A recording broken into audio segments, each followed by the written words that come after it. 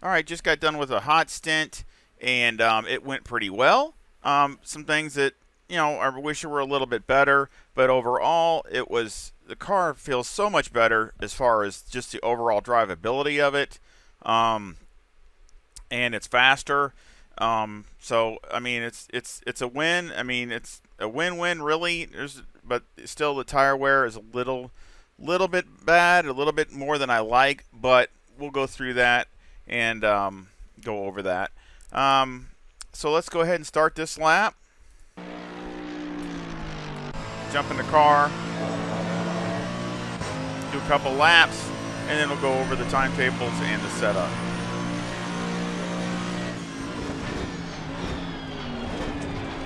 And if anybody wants to duplicate it, just try the aggressive, do as many laps as you can, and then put this setup in and just see what the difference is. Feel what the difference is, and it really is a pretty good difference in how the car feels. I think as far as drivability, to me, in my opinion, it feels so much better.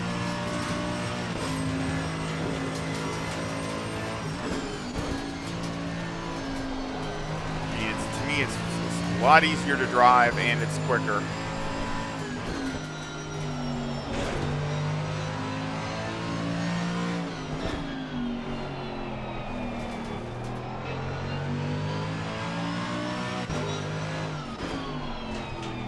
And I made some mistakes, just like I did, when I did a hot stint with the aggressive setup. So, you make a few little driver errors, but it gives you an idea where you're at.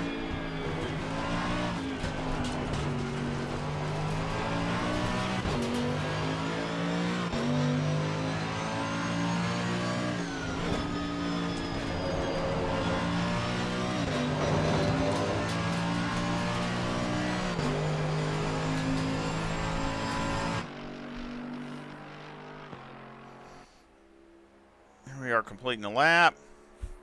You can see it does 100. It's a 135.94. So that was my fast lap,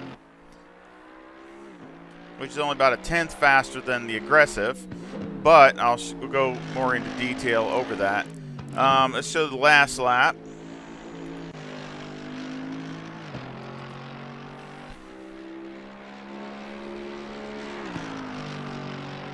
Which the car felt much better at the end than in the aggressive.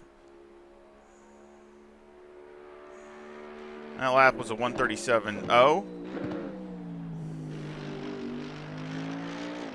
But again, a lot of it is driver. I mean, I think I was just making some small little errors in one sector or this sector, and it ends up costing you. So,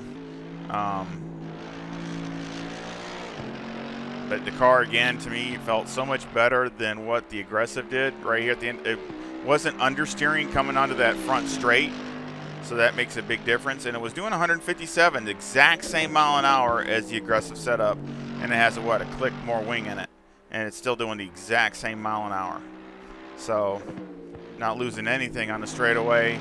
I think you're getting a better drive going down onto the straightaway, especially near the end when it starts understeering some. And now it's not. It may be understeering just a teeny bit, but it's not near as bad as what the aggressive was near the end. It was just wanting to start understeering real bad. Once that left rear got completely shot, or left front.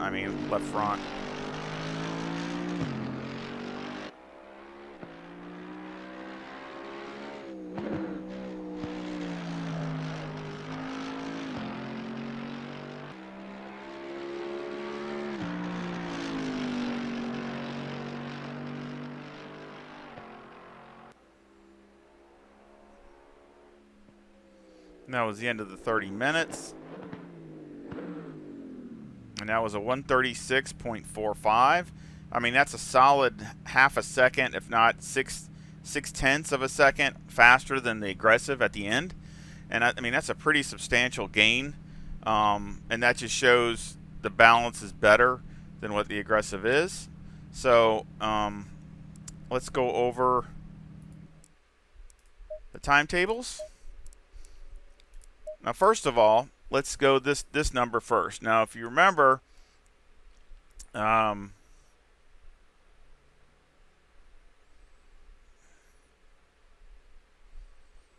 go find it here.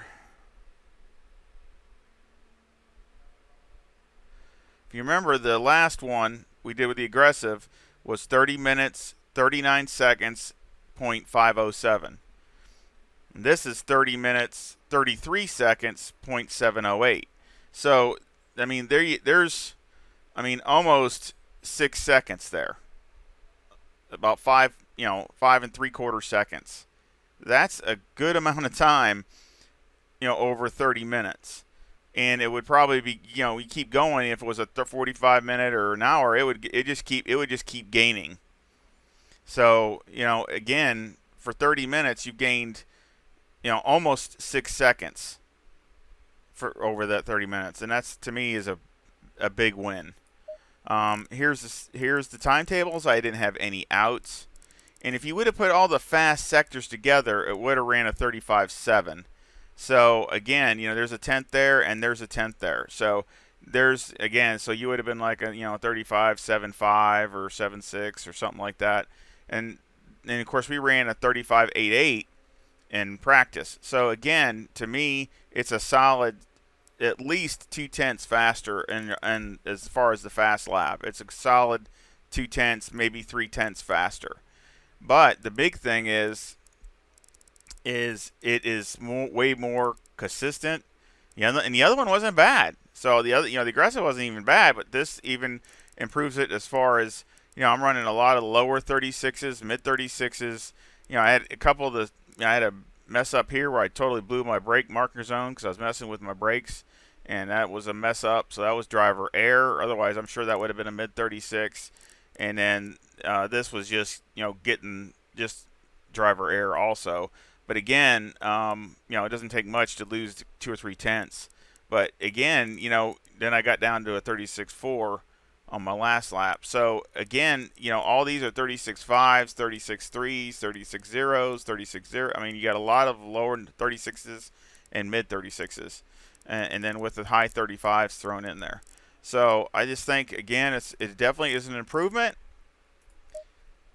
So let's go over the setup. And I didn't change anything. This setup went really well because I went through it, and I could have tried a couple different things, but I still was happy with the car. There's no guarantee it would gain anything if I changed anything. But the pressures are 25.1 left front, 25.4 left rear, 27 right front and right rear. The toe is negative 0.02 with the camber at negative 3 on the left front and negative 3.2 on the right front, with the caster at 12.1. And on the rear, the toe is 0.1 with the camber at negative 2.9 on the left rear and negative 3 on the right rear. Again, all those are the same as what we were doing in the just basically in practice and testing it out. I didn't change anything. Electronics is the only thing I changed. I went from 3 and 3 to 4 and 4. And so, again, you might be able to pick up, especially when the tires are fresh. You might be able to go a little bit quicker when it's 3 and 3 or 3 and 4 or something like that. But, again, I actually even backed it down a little bit because I wanted just a little more reserve and try to keep a pace. So, actually, that's one click, I think, more than what the aggressive was. So, and I still went quicker. So, I think that's a good sign. Fuel, of course, I had 80 liters with the number 1 brake pad. And then this was the only part that I wish would be a little bit better is the wear. We still have graining on the left front and a blister on the left front, again, because of the just severe beating that this left front takes. Same as the aggressive, had the exact same thing. And, of course, light graining on the right front, exactly the same thing. Now, if you look... If you want to go back and look, if you look at what the wear is, I can tell you the wear on the aggressive was a 224, 230, and 236. So these two are exactly the same wear. This one's just a teeny bit better on the 225 here, where the other one's 224 because I had more negative camber. The other right front is exactly the same as, well, it's 266, 269, and 272. So the right outside is a little bit better than what this is. Again, because it's got a little bit less negative camber. The left rear is 242, 245, and 249. So this has less. This is worn more on the left rear. And again, like I said before, I actually don't mind that. I'd rather have the tires wear closer together, even if it's more, than have one tire, have a bigger difference in the wear between the front and the rear, because that is what changes the car more dramatically to an understeer or oversteer, depending upon what is wearing more. So it's not so much the wear issue, it's the basically how much the difference is between the front and the rear is what is the wearing. So even though it's still got a big gap between the front and rear, it's not as much as it was with the aggressive.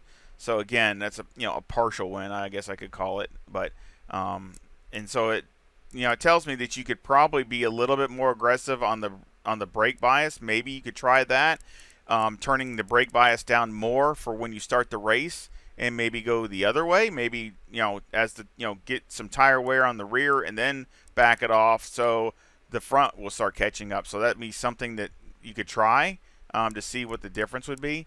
And as far as the rear, on this side, on the right rear, it's 261, 264, and 267. So again, a little bit more wear on the right rear. So that's not a catastrophe. Again, it's not real far off, even though there's a gap between this, but they're not that big a difference. This one I'd rather wear, more. But again, so let's go to the next page. Again, if you put more brake bias, maybe at the start it'd be something to try, down to 57, starting at 57, or maybe even 56. Maybe that might be pushing it, but just to get the rear tires wearing faster at the get-go when they're fresh, and you also might be able to run faster. You might be able to pick up more time to where you can actually run a mid 35 or a mid 30 or like a mid 35.6 or something like that, and then start backing it down after the first 10 minutes or something of the race. Back it down a point and start backing it down so you're being easier on the rear tires, and then the front would catch up because this left front's going to wear faster. So it's an idea. It's something to try for strategy to see if you can get them to wear more even. But again, that's it gives you the option of doing that. But anyway, the Indy roll bar is 5 in the front, 58 in the brake bias, 12 on a steering ratio. Springs in the front are 143,000 with a bump stop rate of 900 and a bump stop range of 10. And on the rear, the springs are 119,000 with a bump stop rate of 600 and a bump stop range of 35. Andy roll bar is 4, and the preload on the diff is 50. And that's another thing. I mean, you could go to 60, back up to 60, and try that like we had it. I mean, it's not a huge difference, but it does help a little bit, especially the back part. That's where that really helps, is that when you go down in the bowl, and after that, when you go those, that the S's back there where you go through the right-hand S and then you go to the left-hand S, kind of like thing, and then you go down and you do that real tight turn down there, kind of not a chicane, but like a little mini bowl. I mean, that's where the diff, having a little bit less diff helps. But, again, if you wanted to try something for coming off the corners, stability, you can go up one click, but I wouldn't go more than that. It doesn't need it. And, of course, because the more diff you have, then what happens is this mid-corner, it starts pushing out. So if you're in the middle of one of those tight turns, it starts wanting to not finish the turn. It starts wanting to push out, and that's no good. So the shocks on the front are 4, 5, 7, 6, and on the rear they're 5, 4, 7, 6. So almost the same. Again, it seems like I always get it that way with this AMG. Aero got 49 in the front, 77 in the rear with a 7 front splitter, an 8 rear wing, and a 5 and a 4 on the brake ducts. So again, the brake ducts and tire pressures always got to be adjusted to whatever your conditions are. and the front aero variation is 0.4, where the aggressive was 0.5. So it's just a teeny bit less.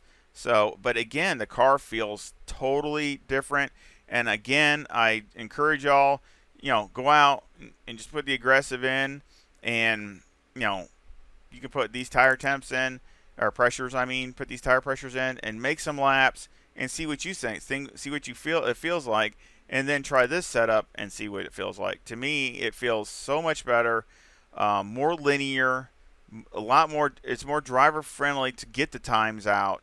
Where you really, I really tried hard with the aggressive. Really, I really truly did, and really tried to adapt and change my driving a little bit to where it would, what the car wanted, and to try to get the absolute best time and best stint that I could. So I really did try my best with doing that. And again, I still outperformed it with this with very little problem, and still think there's more room for improvement, to be honest. As far definitely with my driving for sure. But I hope you enjoyed this whole thing. I know this is a really long video. Again, your feedback is critical to what I do in future videos and things. So again, I really encourage everybody for any comment or feedback. I love talking to everybody. I love talking to all my friends. So it's always, and I just encourage all that. And I hope you enjoy this setup. Again, all my setups are free and they're in my playlist under the track that you're looking for. The 2020 is the latest setups. And I do that just for 2020 because all the cars are pretty much 2020. And there hasn't, until another major update or something comes around, then I'll change it. But right now, everything's still 2020. Again, the setup link will be in the description for this setup. And also, I have a PayPal link also in there if you want to help support the channel. I really appreciate it. I should be ordering hopefully a button box here very, very soon. Anytime. If not, time this video comes out, it might be on order. But it'll be ordered very, very soon. I want to get a button box here to help improve my setup. And I want to say thank you to everybody that's helped with that. Again, it doesn't make a difference if it's small or big, whatever it is. I do say thank you. And again, I'm always trying to improve the channel and always trying to have good content, just good entertainment type content. And I love talking to everybody from all over the world. That's one of the biggest things I think that I really got get out of this channel compared to what I didn't when I started, that I didn't even really realize. So I really enjoy it, and I hope you all enjoy it too. And I sure hope you give me a thumbs up and subscribe, and again, that helps support the channel with the YouTube stuff. And I hope you come back and visit often and visit really soon. Y'all take care. See ya.